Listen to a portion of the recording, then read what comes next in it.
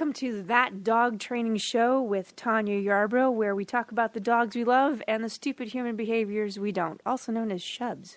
So, this is episode number 34, which I am calling Ode to Charlie, which I'll explain shortly. First of all, real quick, classes this weekend, Pack Leadership 101 seminar in Echo Park. It is this Sunday.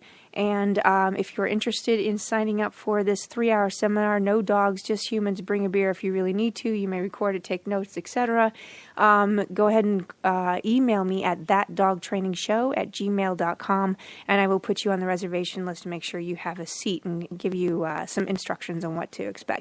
Also, next weekend is the last time you have a chance to take a group class with me this year because of the holiday season. So basic street obediences and also the brand new master distraction class will be starting the 25th, and then the 26th will be another basic obedience class. If you want to sign up for that class, then go to bluecollarworkingdog.com. That's bluecollarworkingdog.com. All right, so today it's a little different.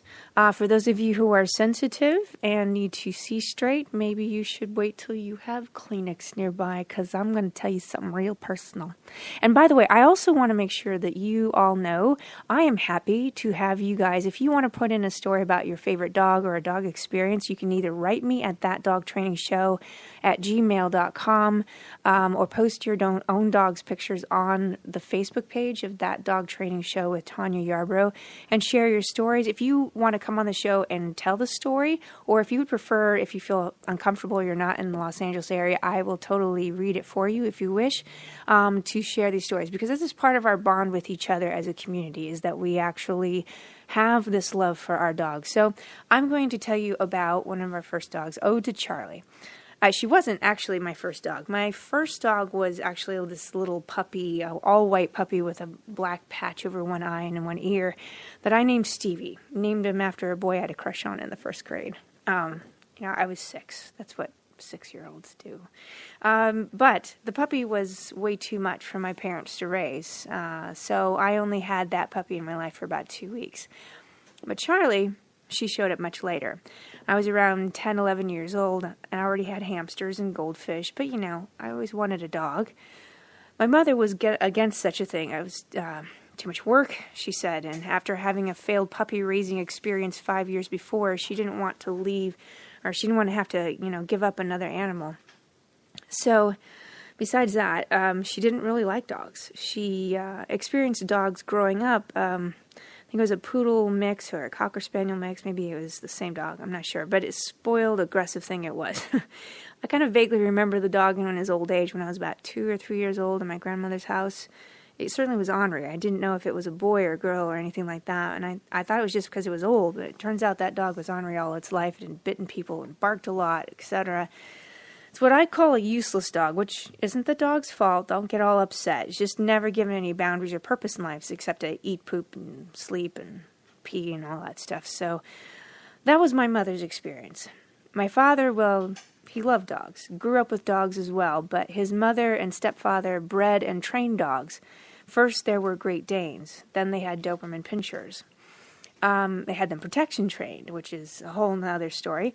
But my dad had the experience of having one of his Great Danes saving his and his brother's lives from an aggressive German Shepherd that jumped their neighbor's fence and charged at them. Let's just say their Great Dane Gunner made sure the German Shepherd didn't make any contact with his human pups, nor with anyone else after that. Sad that it came to that, but that's what can happen if you aren't responsible for your aggressive dog and it jumps fences to attack children coming home from school. So, needless to say, my dad had a well-rounded experience with dogs, albeit it seemed most of the dogs he grew up with were aggressive to dogs outside the pack unit, which kind of explains some of the reasons why we made the choices we did with Charlie. Oh yeah, Charlie. Charlie was a stray that showed up in our cul-de-sac a few blocks from the University of Kentucky in Lexington, where my father was finishing medical school. At that time, I had met another stray in one of my classmates' neighborhoods, a beautiful Irish setter golden retriever mix everyone there named Charlie. I kept hoping I'd meet her again, as I'd made a connection with that dog when I encountered her. Of course, it that age, I made a connection with every dog I met, so that's not surprising. But this other dog showed up in our neighborhood, similar coat color, but clearly not the same. She was medium-sized dog, a lab mix of some sort, scared. Nothing like the Irish setter mix I'd met before. This one had her tail tucked and head lowered and swaggering back and forth, looking for all possible escape routes. Dirty with dust, a bit of matting in the fur like she'd been sleeping on garbage. Familiar. I think we found her marauding around our lawn when we were coming home from church one morning, and both my father and I seemed to be drawn to her. Now, we knew that Mother wouldn't approve, but somehow we'd had to make sure that she didn't just disappear out of our lives. This was kind of an unspoken thing between me and my father, which there were a lot of unspoken things between me and my father. She was clearly familiar with people, which was good, although she did not totally trust us. Every time we tried to approach her, she'd only allow herself to get so close and then she'd take off, but not too far away. Over and over again, the same thing, taking off, but never too far away. And although I had already gained the reputation in our family to be good with approaching scared stray animals of all types, I couldn't quite get her to come close enough to loop a rope around her. Of course, calling her Charlie didn't help because it wasn't actually her name, but somehow I just assumed that was her name. Then my father drew from his own experience and went barreling into the house. Out he came with cellophane-wrapped cheese slices. My mother gasped at the huge stack he came out with. I mean, this was our food budget shooting down the John T. Crapper right before her eyes. It was very traumatic for her. Not only that, it was going to a dog. Sure enough, just as the sound of cellophane crinkling got this dog just riled up, whom I already proclaimed to be named Charlie, as I said, this got her to overcome her fears just a wee bit more. Slice after slice, we lured her closer to the house, and eventually I roped her with the loop, and then with cheese slices, she was led into the house, tail tucked, but my God, that cheese. My father and I had already made the decision in our own hearts, but the heated discussion soon began as us kids sat around waiting for the verdict. Meanwhile, Charlie began investigating the house cautiously, except for the kitchen. She would not step foot into the kitchen. In the process of, quote-unquote, discussing this filthy dog, that was a lot of extra work for Mother because, of course, us kids were never going to take responsibility. It was discovered that Charlie had indeed been house-trained, had learned some boundaries like not being on the couch or entering the kitchen or picking up things to chew on them. Then the family discussion.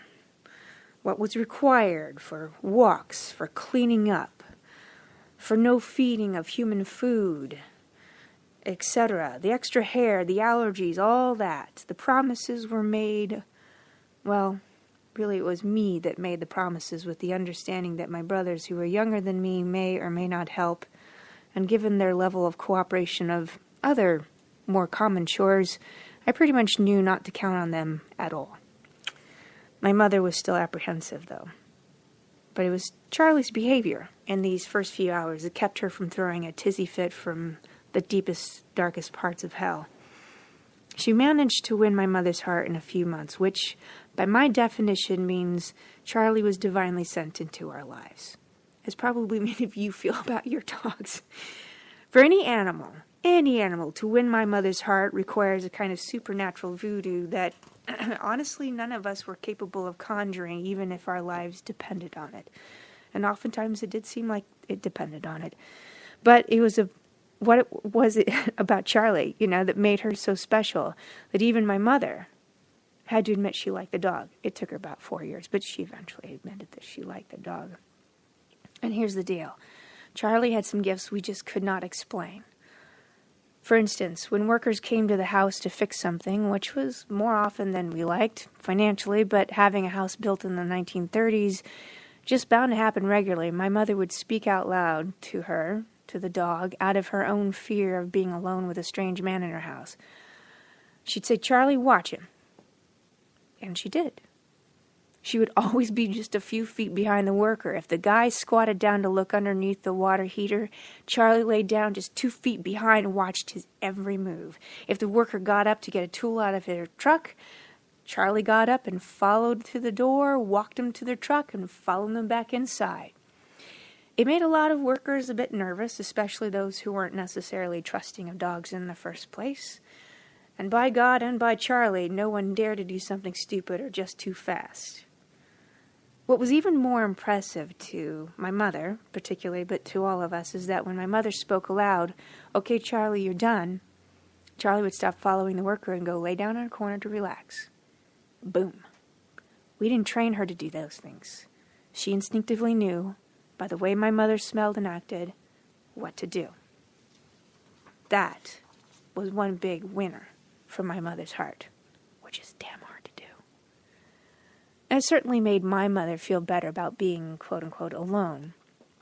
Charlie had now become her personal guardian, and now she didn't have a useless, barking dog that just peed and pooped and shit and ate things and destroyed things.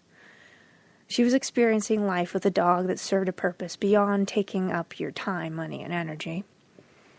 And Charlie's guardianship went deeper than just following the repairmen around the house. If Charlie ever growled or raised her hackles at someone, which was rare, we learned that she was always right. That person would eventually screw us over, rip us off, or just not be trustworthy in general. And if she went there, we couldn't calm her down for anything. Eventually, we decided not to try. Of the 3 or 4 times she did that I can remember, we absolutely needed to listen to her. Now, as impressive as that was about Charlie's instinct about people, I think the most significant way Charlie presented her guardianship skills was with my 2 youngest brothers. And let me tell you something about my 2 youngest brothers out of the 3. We called them the dynamic duo, which was not necessarily affectionate. It is a nice way of labeling a couple of jackass little boys who always egged each other on to do mischievous things. And when I say jackass, I'm also being kind. You know, like run away at the tender ages of 3 and 4 years old, climb into the bins of flour that we had ordered from the mill to save money and throw it everywhere, all over the house. You know, piss down the vents of the upstairs rooms and the floor vents, and then the whole house smells like male urine for some mysterious reason. You know, jackass things to do at the ages of 3, 4, 5. Not good to have 2 toddlers like that. One of the brains and fearless, and the other the brawn, a bit sensitive, taken off to the neighborhood when Mom is making homemade bread or cleaning the house or what have you. She was already stressed out to the gills. Those little devils did not help my mother's stress while my father, my oldest brother, and I were in school during the day. But Charlie? She was not so easily fooled by my brothers running away and other cunning stuff that they did. She was on top of that shit. One day, while my mother was cleaning up the house, running the vacuum or something, I don't know, Charlie came charging towards her and gave her a certain look, one that made her stop what she was doing. Then Charlie backed up, keeping her eyes on her. My mother had figured out, I don't know, maybe it was Lassie movies, I'm not sure, that Charlie wanted her to follow her. And given Charlie's instincts, my mother didn't question it. Lo and behold, as my mother started following our dog outside, Charlie picked up speed and would run back to her and then run forward again. This was clearly urgent. My mother started running as fast as she could to keep up. And Charlie led her to a Presbyterian convent 2 blocks away. I know, sounds odd. But there were a bunch of sisters in their black habits desperately calling up to the top of a wrought iron fire escape that spanned the 3-story brick building. At the top were my 2 youngest idiot brothers, clinging for dear life. Once again, brainy, ballsy 4-year-old convinced the brawny, nervous 5-year-old to climb with him up the fire escape. Once they reached close to the top, the realization that fear of heights was a real contender in their lives, they just froze. Like absolutely froze. Like clinging, crying, desperately, probably peeing on themselves for all I